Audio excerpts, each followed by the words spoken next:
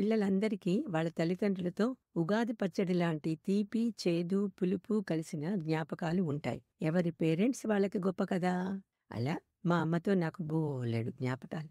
మమ్మల్ని అందర్నీ చుట్టూ కూర్చోబెట్టుకొని మా అమ్మ సవ్యసాచిలా కాదు సహస్రబాహు కార్తవీర్యార్జునులా మాతో హోంవర్క్‌లు కంప్లీట్ చేయించి గమ్మత్తుగా అష్టాదానం చేస్తున్న దానిలా మా అందరికీ చదువు చెప్పేది. మా ఫ్రెండ్స్ కూడా మాతో ఉండేవాళ్ళు. మా అమ్మ అన్ని పనులు చేతిలో ఒక 10 మెషీన్లు ఉన్నదానిలా చేసేది. అబ్బో! మా అమ్మ గొంతు విప్పితే కోకిలే. చాలా పరిస్థితుల్లో సన్నటి కమ్మటి గొంతుతో పాడేది. వీటన్నింటికీ మా నాన్నగారు యాంటీథీసిస్. 2 నిమిషాలలో 10 గుటకలు వేసి ఒక్క మాట మాట్లాడేవాళ్ళు. అందున మరీ ప్రత్యేకంగా మాకేదైనా లెసన్స్ ఎక్స్‌ప్లెయిన్ చేయాల్సి వస్తే ఇంకా ఎక్కువ. గొంతు కూడా అంతే. ఆ పైవాడి చిద్విలాసం కాకపోతే ఆడపిల్లలం మా అందరికీ మా నాన్నగారి గొంతు, మగపిల్లలకేమో మా అమ్మ గొంతు ఇవ్వటం ఏమిటి చెప్పండి? ఎవరిని మన చెల్లును మా కర్మపాకమును అనుభవింపక అనుకుంటాం. సరే, ఇక నా విషాదగాథలోకి వద్దాం. హైదరాబాద్ వాస్తవ్యులం అవటం వల్ల మా ఇంట్లో అందరికీ హిందీ మాట్లాడటం వచ్చు. అబ్బో! మా అమ్మకి ఉర్దూ కూడా వచ్చు బాబూ. అయితే నేను సదరు ఎన్టీఆర్‌లా తెలుగు వీరాభిమానిని అవటంతో ఒక్క ముక్క వచ్చేది కాదు. లేదా నా మెదడులో ఇతర భాషలను గ్రహించే సెల్స్ అన్నీ ఖాళీయో ఏంటో మరి. నిజం చెప్పొద్దు, ఆ భాష అప్పట్లో రసం తీసేసిన చెరకు పిప్పిలా కనిపించేది నాకు. ఇదే మా చిన్నన్నయ్యతో చెప్తే చాల్లే నోర్మై, డిప్పకాయ మాటలు నువ్వును అన్నాడు. బాబోయ్! వీడు మా అమ్మని తెగ మిమిక్ చేస్తాడ్రా నాయనా డైలాగ్స్తో సహా అనుకున్నా. పొట్ట పొడిస్తే ఒక్క హిందీ ముక్క లేదు అనేది మా అమ్మ. హిందీ మాట్లాడడానికి నోరు కదా, పొట్టెందుకు అంటే వెధవ తెలివితేటలకి ఏమీ కొదవలేదు. ఈ తెలివేదో చదువులో చూపించు అనేది. అమ్మా, అందుకేనే దీనికి హిందీలో 10 మార్కులే అని మా పెద్దన్నయ్య పక్క వాయిద్యాలు మోగించేవాడు. వచ్చే జన్మలో నేను పెద్దన్నయ్యలా పుట్టి చూసుకో నిన్నేం చేస్తానో అని మనసులోనే మంగమ శపథాలు చేసుకునేదాన్ని. ఇదిలా ఉండగా నా జాతకంలో ఏలిన నాటి శని దశ ప్రారంభమైంది. ఒకసారి మా నాన్నగారి ముస్లిం క్లయింట్స్ వచ్చి ముందు గదిలో కూర్చున్నారు. నాన్నగారు భోంచేస్తున్నారు. వాళ్ళని కొంచెం సేపు కూర్చోమని చెప్పు పో అని మా అమ్మ ఉత్తరు. వాళ్ళు కూర్చున్నారమ్మా అంటే వినదే. నాన్నగారు భోంచేస్తున్నారని చెప్పు పో. మా నాన్నగారు మరీ శాస్త్రోక్తంగా ఒక్కొక్క ముద్దని గట్టిగా పిసికి అరగంట నమిలి తినేవాళ్ళు. తొందరగా తినొచ్చుగా అన్నాను నేను నాన్నగారితో. మా అమ్మ గుడ్లు నువ్వు చూసింది నన్ను. ఇంకా ఆ పోరు భరించలేక మెల్లగా వెళ్ళి కత్తెను పట్టుకుని వాళ్ళని చూస్తూ ఆ ఇన్స్ట్రక్షన్స్ ఏవో అమ్మ హిందీలో ఇస్తే బాగుండేదిగా అని ఆలోచిస్తూ నిల్చున్నా. హిందీలో ఏం చెప్పాలబ్బా? ఇంతలో వాళ్ళలోంచి ఒక పెద్ద ఆయన నా అవస్థ చూసి బేటీ క్యా బాత్ హై అన్నారు. వెంటనే ఒక వెర్రి నవ్వు నవ్వి క్యా బాత్ నహీ హై అని చెప్పి వెనక్కి సంధించిన రాముడి బాణంలో అమ్మ దగ్గరికి వచ్చా.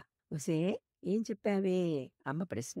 బిక్కుబిక్కుమంటూ నిల్చొని ఏం చెప్పలే అని సడిగారు. అదేమిటే, నాన్నగారు భోంచేస్తున్నారు, కొంచెం వెయిట్ చేయండి అని చెప్పలేదా?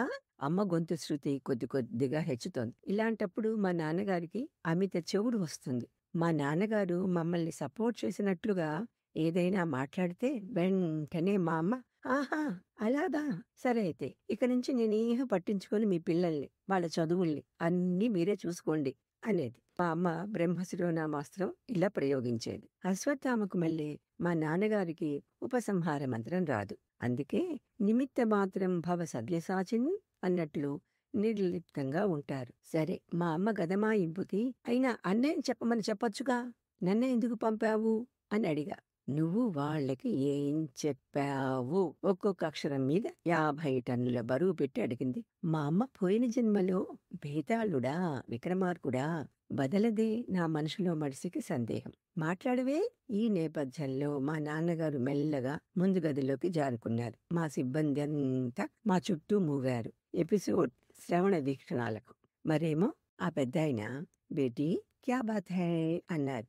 బోనులో ఉన్న నేను మందర స్థాయిలో చెప్పా. నువ్వేమన్నావు? ఒక్కొక్క అక్షరం మీద మణుగు బరువుతో పబ్లిక్ ప్రాసిక్యూటర్ అమ్మ ప్రశ్న. అందరి వైపు ఒకసారి చూసి క్యా బాత్ నహీ హై అన్నా చాలా గర్వంగా చెప్పా. ఏమిటి క్యా బాత్ నహీ హై అన్నావా అంటూ మా అమ్మ శంకర్ మహాదేవన్ లెవెల్లో గుక్క తిప్పుకోకుండా దీన్ని అన్ని ఇంటోనేషన్స్ తో 32 నామాల్లా చెప్పి క్యా బాత్ నహీ హై అన్నావా, ఇదేం విడ్డూరమే! సాధారణంగా నా విషయంలో మా అమ్మ ముందు డైలాగ్ ఇదే.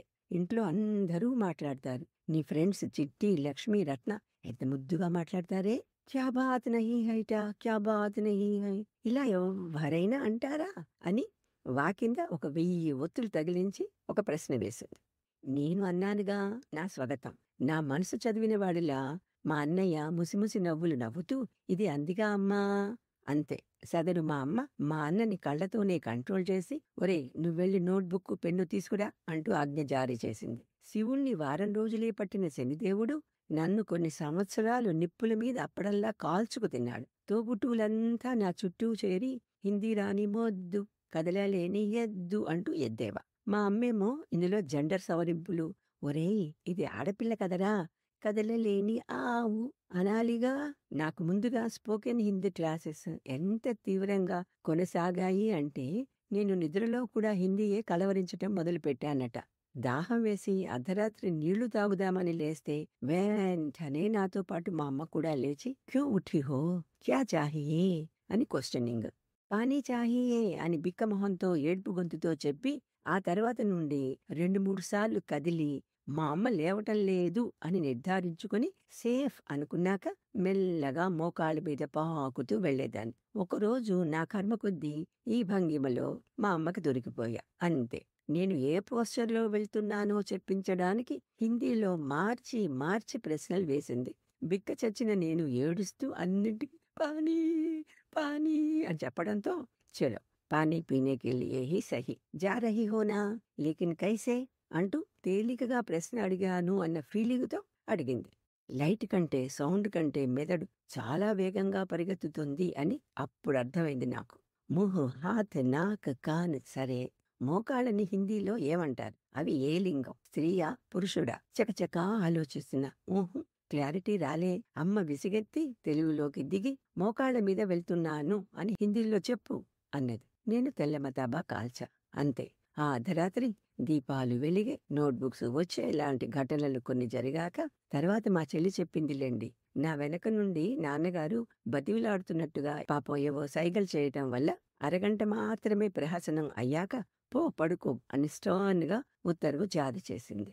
మరునాడు అన్నయ్యతో దక్షిణ భారత్ హిందీ ప్రచార సభకు పంపి నన్ను ప్రాథమికకు కూర్చోబెట్టి ఆగస్టు ఫిబ్రవరి మధ్యలో నన్ను బంతి ఆడినట్టు ఆడుకుంది. నా ముక్కు, నా కళ్ళు, నా చెవులు. అయినా ఒక్కొక్కటికి ఒక్కొక్క లింగం. చాలా ఉక్రోషంగా, కోపంగా ఉండేది. పైగా పుస్తకాలు, గోడలు, గడియారాలకి లింగం. అన్నం ప్రశాంతంగా తిననిచ్చే కాదు. మైనే రోటీ ఖాయా అంటే రోటీ స్త్రీలింగం కదా, ఖాయి అనాలిగా. నాకేం తెలుసు, నువ్వు గౌను తొడగలే అన్న ఉక్రోషంతో. అందరూ నవ్వుతూ ఉంటే మరచెంబుడు నీళ్లు నా నెత్తిన గుమ్మరించి వెళ్ళిపోయింది మా అమ్మ. బోల్ భూల్ లా సక్ చుక్కులు కా కీ కే కోలు మే పరులు రామనామల్లా ఎంత అనిపించింది అంటే నిద్రలో కొంచెం జరగవే అక్క అని మా చెల్లి అనగానే గుక్క తిప్పుకోకుండా ఇవన్నీ గడగడా చెప్పేదాన్నట. అంత విషాదంలోనూ ఆనందం ఏమిటంటే అందరితోనూ పరీక్షలిప్పించింది మా అమ్మ. మనం బాధపడుతున్నా అలాంటి బాధే ఇంకొకళ్ళు అనుభవిస్తుంటే మనకొక తృప్తి, ఆనందం. చుట్టుపక్కల పిల్లలు, మా ఫ్రెండ్స్, మేము, మాతోనే హాలు సగం నిండి ఉండేది. నాకు జడవేస్తూ తను రొట్టెలు కాలుస్తూ అన్నం తింటుంటే అన్ని టైములలో హిందీ వల్లె వేయిస్తూ విశారద వరకు లాక్కొచ్చింది. మిగిలినవి నేనే ఇచ్చుకున్నా. మొదట్లో ఎలా ఉన్నా తర్వాత సరదాగానే ఉండేది. మౌఖిక్లో నాకే హైయెస్ట్. పక్కా బుక్కిష్ హిందీ కదా. ఈ రోజు తలుచుకుంటే నవ్వు వస్తుంది. కాస్తో కూస్తో హిందీ వచ్చు అంటే అది మా అమ్మ సెలవే కదా. మా తుసి మహాన్ హో.